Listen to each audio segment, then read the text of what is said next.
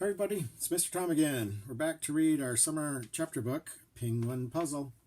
And if you remember, we're up to chapter 4 with Miss Frizzle in the class. And look what I found. I found a little friend here. We got Pete the Penguin, flew in from Antarctica. He's going to maybe help us read and, I don't know, help us learn about penguins. And I hope he doesn't bite. Yeah. All right, let's get started with chapter 4. Okay, Pete? All right, Pete says. Okay, chapter 4. Even though we had our heavy coats on, we all felt very underdressed when we saw the penguins. Arnold was the first to spot one. "Penguin ho!" he yelled. Arnold pointed to a black and white penguin standing at the end of the cliff. As we rounded the cliff, we saw a whole colony of penguins. "Look, they're all wearing tuxedos," Wanda yelled. "They're dressed up for a penguin party," Keisha added. The penguins were waddling around the cliff. They looked all dressed up with nowhere to go. Uncle Cecil came over with an excited look on his face. "Those are Adeline penguins," he said, "and they aren't wearing suits. They're just wearing their feathers, very special feathers." Okay. And that's the Frozen Frizzle. Remember the school bus turned into a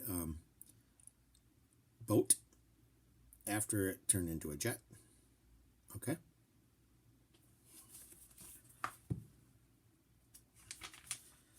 Uncle Cecil knew a lot about penguins.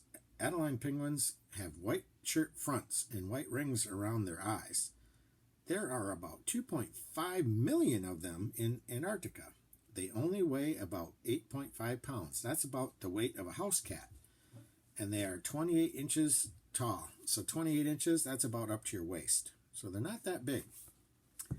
Adelines come ashore to breed in the summer, and in the winter they live on the ice that floats off the Antarctic shore. I noticed Uncle Cecil was nervously patting his briefcase the whole time he was talking about penguins. Something mysterious is in that briefcase. Miss Frizzle checked the clock in the cabin on the Frozen Frizzle. "It's time to set up camp for the day," she said. "Let's go ashore." I began to wonder how we were going to do that, but never fear. When you have the magic school bus near, anything can happen. Yeah, we know that, don't we? As we got closer to shore, the magic school boat turned into, guess, a magic school snowmobile. Ah! Soon we were chugging along the ice on our big runners. The snowmobile wasn't as roomy as the boat, but it was exciting. We drove right through where the penguins were swarming. Tim drew a lot of great sketches. It was like being on a snow safari. A little further inland, Miss Frizzle brought the snowmobile to a stop. "Pile out," she said. "We'll set up our base camp here. The magic school bus needs to recharge its batteries, and we need to warm up." One by one, we jumped out of the snowmobile. The air around us was super clear, and the snow was super white. It was so white, it hurt our eyes. "I need some shades," Carlos yelled. "Me too," everyone else chimed in. We had to squint to see, when the sun's really bright on the snow. You know how that feels?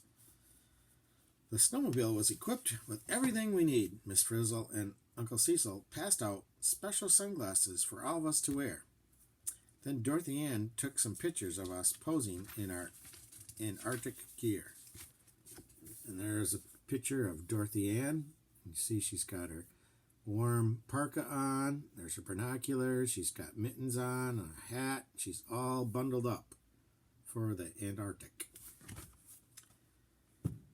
Antarctic skies are clear and clean. There is no dust, no pollution, and little moisture in the air. With the glare from the sun and the reflection from the snow, it's very white and bright. For human eyes, that hurts. Without sunglasses, people can go snowblind. That's interesting, isn't it? "We're having a great time, class," Miss Frizzle called out. "But it's later than you think. Who wants to help have a sleepover tonight?" Yeah, we're all excited about a sleepover. Miss Frizzle said we could look for more penguins tomorrow. Then she asked for help setting up our tent for the night. I ran over to help right away. One thing for sure, I wanted a warm, cozy place to sleep. Setting up our tent looked like a big dome. Miss Frizzle, Tim asked, will we be sleeping on land or ice tonight? Good question, Tim. The Frizz answered, there's land under your feet, but it's a long way down. Tonight you'll be sleeping on an ice cap. Whoa, that'd be pretty cool, wouldn't it? Making our camp was hard work. We were all tired out.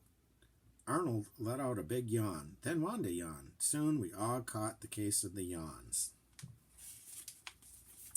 All right, there's a picture of the magic school bus with the snowmobile tracks. See, it turned into the magic snowmobile.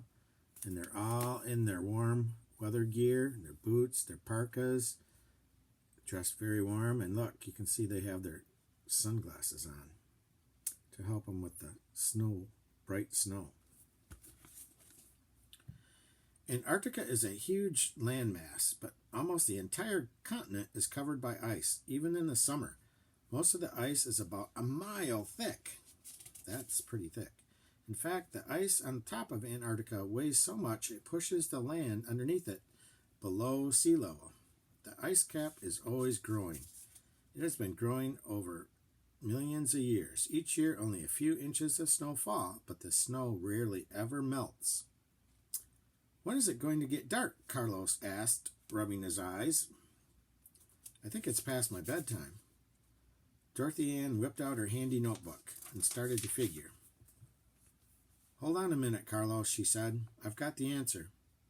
She leafed through her book. Then she looked at Carlos and said, Never. Never what? Carlos asked. It will never get dark tonight, Dorothy Ann said. The sun never completely sets on Antarctica in the summer. This place is way weird, Carlos said. I may have to go to sleep with my sunglasses on. That's true. In Antarctica, in the summer, the sun never goes down. It's daylight all day long. For several weeks each summer, it's light around the clock in Antarctica. The Earth tilts at a steep angle toward the sun, so the sun never sets on the South Pole in the winter. When Antarctica tilts away from the sun in the winter, there is total darkness, where the sun doesn't come up at all. We all crowded inside the tent and laid out our sleeping bags on the floor. I felt something crawl in with me. It was Liz, looking homesick. I fell asleep thinking about how much fun it would be to play with the penguins the next day. You'll never been on Antarctica before, have you? No, it's very cold. Okay, there's their tent. You see it? It's a dome tent, and it's all staked down to the ice, and they're getting ready to go to sleep. And that's the end of Chapter 4. We're up to Chapter 5. Hope you're enjoying it, and I think Pete the Penguin enjoyed it. Did you enjoy it, Pete? Yep, I think he did. He's shaking his head yes. Okay, see you next time. Bye.